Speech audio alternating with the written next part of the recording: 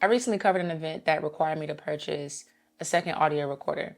I was going to be filming and getting audio in one room, and I was going to have someone else filming and getting audio in a second room for a week full of recitals. So I thought to myself, I already have the Zoom H6, why not just grab another one?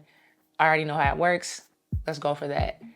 What I didn't know is that the Zoom H6 at some point got a makeover. I've had mine for maybe the last 3 years, 4 years, and haven't really had a reason to upgrade it or to look at getting a second one. So I didn't know that they had upgraded the older version. And so now we have the Zoom H6, which is the older model.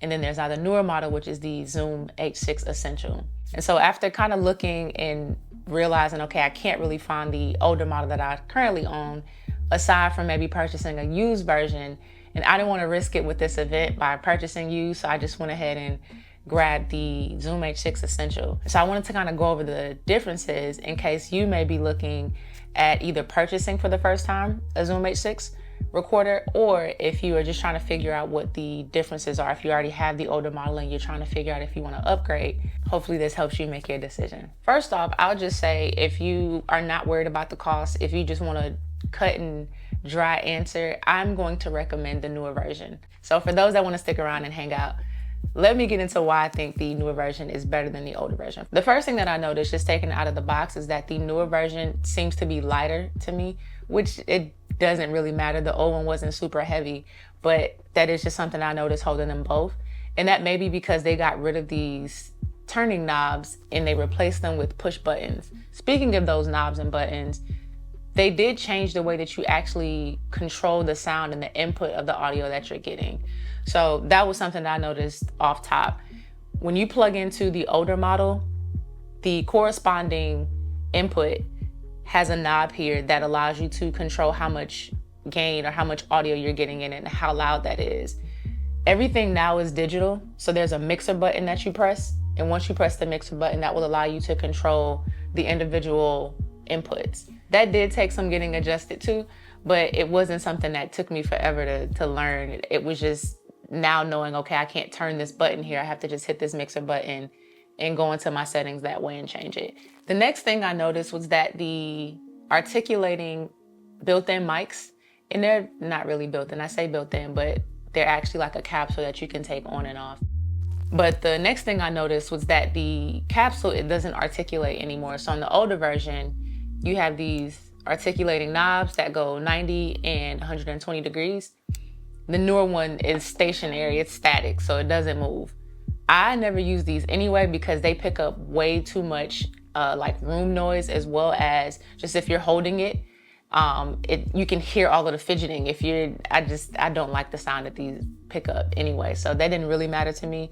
But if you do happen to use those built-in mics, then that is something to pay attention to if you actually use the varying degrees on the built-in mics. They both still have the threads on the back so that you can sit them on top of like a tabletop tripod.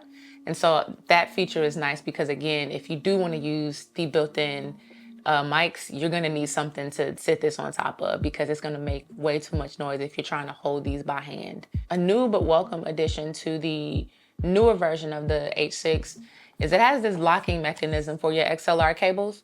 So on the older model, you can literally just put an XLR cable in here, pull it out. The newer one actually doesn't allow you to do that. And I think that's great because God forbid you have this sitting somewhere and someone trips over, which that should never happen. But let's just say someone trips over a loose cord and it pulls it out. Now you're dealing with it potentially breaking that input, or again, you just losing audio. And so I appreciate the fact that they added this locking mechanism so that you can't just easily pull out the XLR cable. You have to press this button first, and then you can get the cord out. Something else that stood out is that the newer one takes micro SD cards versus the older one that takes standard SD size cards. So if you have a bunch of SD cards, standard size like I do, I was expecting to be able to use one of the 8 that I have. And thankfully I actually had one that is a 2-in-1. It's a micro SD inside of a standard size SD. So I was able to use that for this. But if you don't already have micro SD cards, that's something I would say to either pick up in the process of purchasing this, or if you already have them, just keep that in mind, that you won't be using the standard size that the older model used to take. Something else that stood out regarding the build of the newer versus the older model is the USB-C input versus the mini USB input. So I always use a external battery pack to power these. I keep 4 batteries in it, but I always use an external battery pack just in case, because anytime I have to pull this out, I'm usually recording upwards of an hour, hour and a half. And so most times the battery will last. I just never like to depend on that. So I always have an external battery pack connected to this to ensure that it never dies. So the newer version takes USB-C, which was great for me because I always have a bunch of USB-C cables on me because almost all of my gear takes USB-C cables.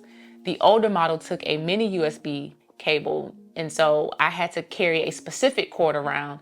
And so that's now something less that I have to worry about. To the average person, that may be something trivial, but that's something that made sense to me and I appreciate it. This next feature is actually what sold me on purchasing the updated model, and that is the ability to record in 32-bit float. So if you're familiar with recording in log on your camera, log basically allows you to recover and restore highlights and shadows and just really manipulate your footage in a way that you wouldn't really be able to do recording in a standard profile without it ripping your footage apart. The new version allows you to record in 32-bit float, which just allows you to recover your audio in post. So if it's too loud, it allows you to kind of bring that down without it just feeling and sounding completely crushed. That was something that stood out to me because there are some situations where you don't know what you're gonna get. And so that sold me on this probably more than anything. And it ended up working out really well for me for what I needed it for. Speaking of the audio, something that I really appreciated about the newer model is that it exports or records in both stereo and mono simultaneously. So in the older version, when you're recording, say I plug in a microphone into the XLR input and I go and I record, it's generally gonna give you a mono file because you're recording in mono basically.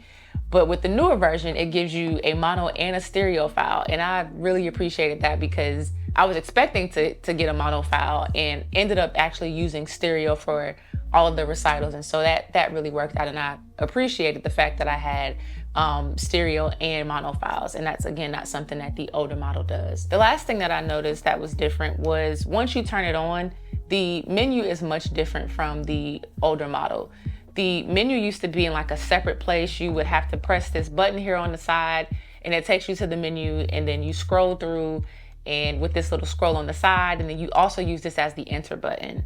The newer model, the menu is built into the main screen. So right at the bottom of the main screen, you have your file list, your input, your output, recording, SD card, USB, and then system options. So I really appreciate this. It's not something that, again, I even noticed on the older model because I think we just get used to using the things that we have and the way that they function, and it just is what it is. But actually playing around with the new one, I realized how much easier it is to navigate the menu. As far as recording, they both are very easy to start recording right out of the box. Once you get your settings dialed in, there are big red buttons on the front of the recorder. You hit record and you're good to go. Like I mentioned earlier, the dials that were on the older model, now is all internal. So when you're trying to adjust how much audio you're getting or not getting, you'll just hit the mixer button, scroll over to the input that you want to work with, hit enter, and then that will allow you to make any adjustments to the audio that's coming in. Hit the mixer again, and now you're back on the main screen and you're ready to record. So final thoughts, I again would highly recommend the newer model. I think the new features outweigh the features of the older model. So I'm now going to sell my old one. It's actually listed on eBay right now. We'll probably have sold by the time this video comes out. But if you are in a process of trying to decide which one you want to go for, my vote would be for the newer model. I think the features and the benefits outweigh what the older model offers. So I hope this video helps you make your decision. And as always, I appreciate you for watching. Be sure to like, subscribe, do all of the YouTube things, and I will catch you guys in the next one.